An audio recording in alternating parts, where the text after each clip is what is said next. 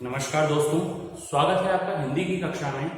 दोस्तों, आज हम आपकी पाठ्य पुस्तक क्षितिज के गद्य खंड के काव्य खंड के पाठ 12 कैदी और कोकिला के अगले भाग का अध्ययन करने जा रहे हैं, जिसे इस कैदी और कोकिला कविता को माखनलाल चतुर्वेदी द्वारा लिखा गया है। पिछले भाग में आपने जाना था कि कैदी जो कि जेल में कारागृह में बंद है और ब्रिटिश शासन के अत्याचारों से कैदियों पर क्या क्या प्रभाव पड़ रहा है, उसके बारे में कवि कोयल के माध्यम से बताना चाह रहा है। वो कोयल से चर्चा कर रहा है कि तुमने किन किन कैदियों पर, किस प्रकार से कैदियों पर अत्याचार होते हुए देखा है, और यहाँ पे हमें पेट भर खाना नहीं दिया जाता, जीने के लिए खाना नहीं दिया जाता और हमें मरने भी नहीं दिया जाता, और ब्रिटिश शासन को उन्होंने अंधकार के समान बताया है।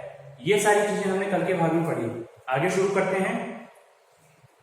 क्या देख न सकती जंजीरों का गहना, हथकड़ियों को क्यों यह ब्रिटिश राज का गहना। अब वह कोयल से, कवि कह रहा है कोयल से कि क्या तुम हमारे हाथों में ये जंजीरों का गहना, क्योंकि कैदियों को हाथों में लोहे की जंजीरें पहना दी जाती हैं, तो वो कह रहे हैं कि क्या तुम हाथ में ये लोहे की जंजीरें जो हमने पहन रखी है उसको गहने के रूप में नहीं देख सकती हो। हथकड़ियां क्यों, इनको हथकड़ियां क्यों कहा जाए, ये तो एक गहना है, यह ब्रिटिश राज का गहना, ब्रिटिश शासन के द्वारा पहनाए गए हमें गहना है।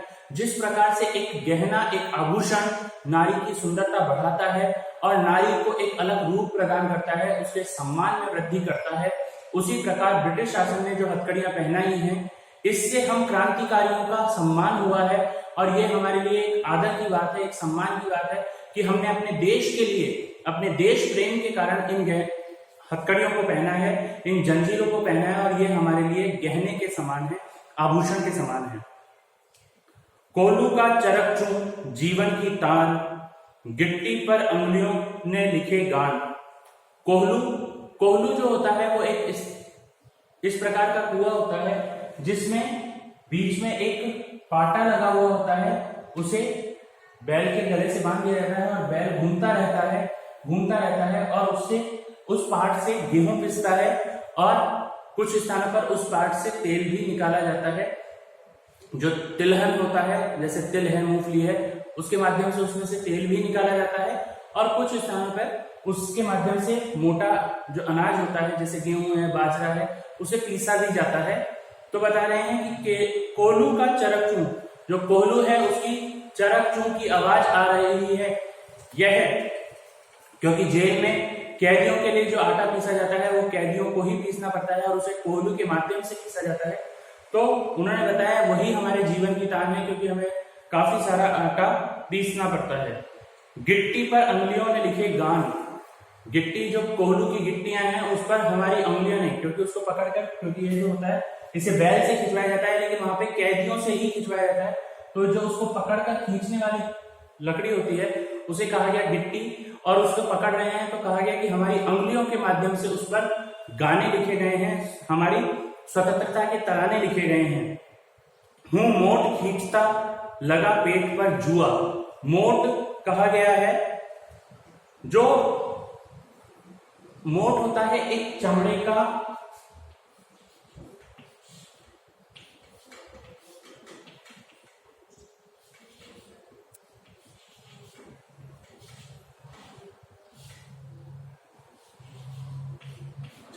थैला, मोट को हम कह सकते हैं एक तरीके से चमड़े का थैला,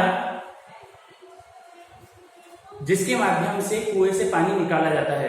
अर्थात उस चमड़े के जो थैला होता है उसे पानी में डाल दिया जाता है और फिर उसे खींच करके निकाला जाता है, और उसे खींचने के लिए बैल का प्रयोग किया जाता है, और बैल के कमर पे एक पट्टा बांध दिया जाता है, उसे जुआ कहा जाता है।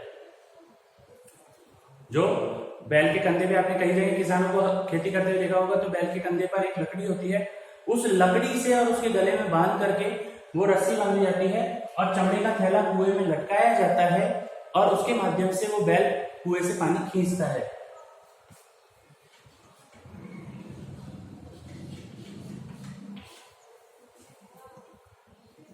जुआ जो है उसे कहते हैं हम बैल के कंधे पर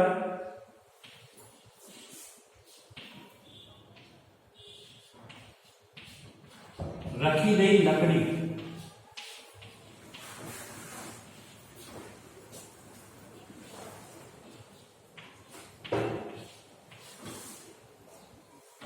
तो वैसी लकड़ी हमारे कंधों पर रख दी गई है और हमें मोट अर्थात चमड़े के थैले में पानी भरकर खींचना होता है और खाली करता हूं ब्रिटिश अकड़ का कुआं। और इस प्रकार से पानी निकालने से जो चमड़े का थैला है उससे मैं कुएं का पानी ही खाली नहीं कर रहा हूं, अपितु ब्रिटिश अकड़ का जो कुआं है, ब्रिटिश घमंड का जो कुआं है, अंग्रेजी शासन के घमंड का जो कुआं है, मैं उसे भी खाली कर रहा हूं। आगे कवि कहते हैं, दिन में करुणा क्यों जगे रुलाने वाली। दिन में तुम्हारे मन में इस दिन में क्यों करुणा जग गई है और क्यों ये रुलाने वाली, मन को दुखी करने वाली आवाज में तुम गा रही हो, मन को दुखी करने वाली आवाज में तुम बोल रही हो। इसलिए रात में गजब ढा रही आली।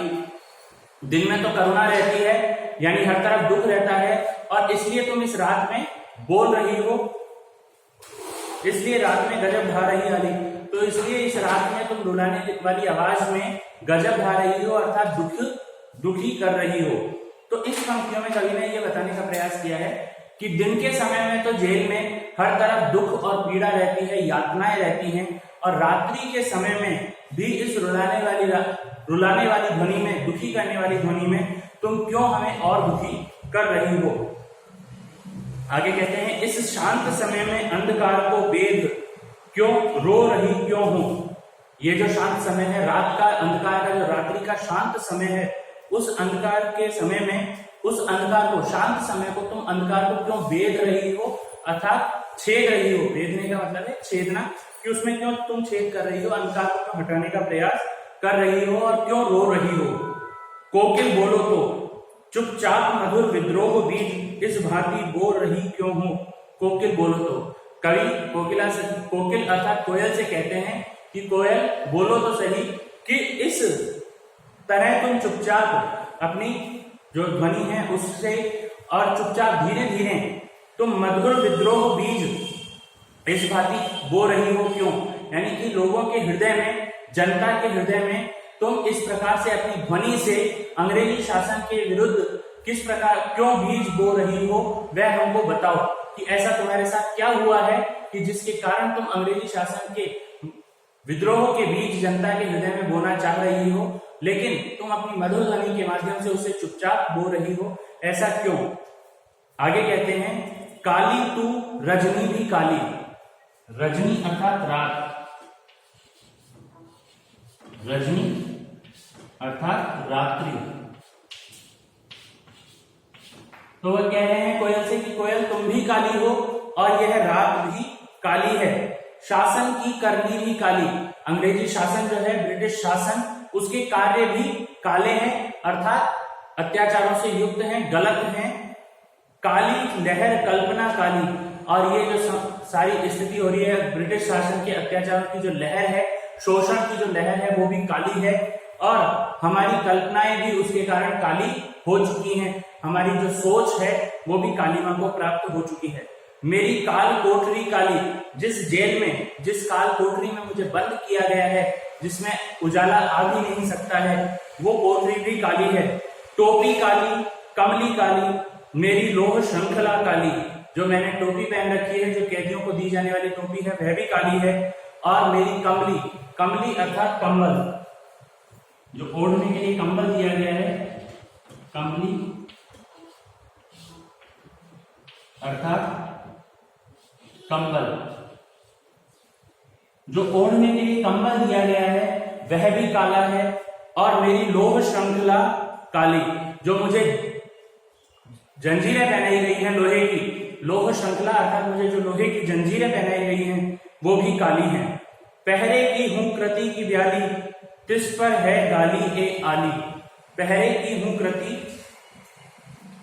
ब्याली, पहरे पर, यानी कि पहरे की जो हुंकार है, जैसे आपने देखा होगा रात को आपके क्षेत्र में जब चौकीदार पहरा देता है तो वो कहता है जागते रहो जागते रहो। उसी प्रकार से जेल में कैदियों के पहरे के लिए भी जो पहरेदार पहरा देता है वो भी ध्वनि निकालता रहता है, उसकी हुंकार आती रहती है और वह भी कह रहा है जागते रहो। और ब्याली अर्थात सर्पणी, ब्याली शब्द का अर्थ है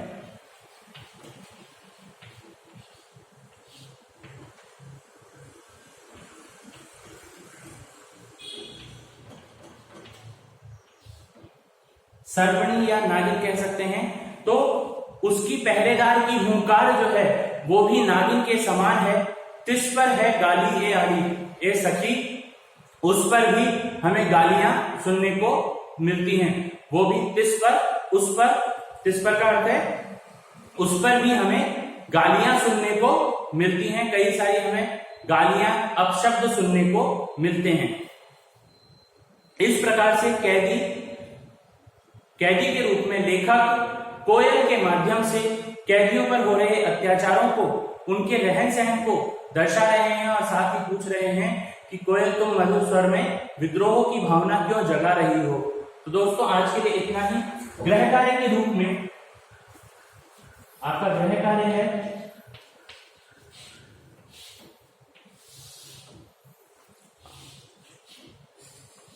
पठित पाठ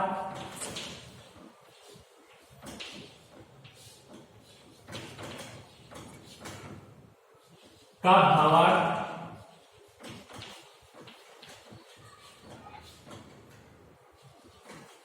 अपने शब्दों में लिखिए।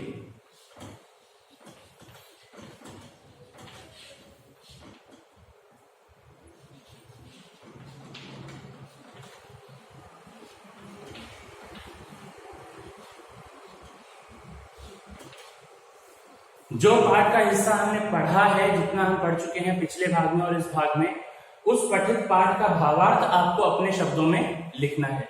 ठीक है दोस्तों, धन्यवाद।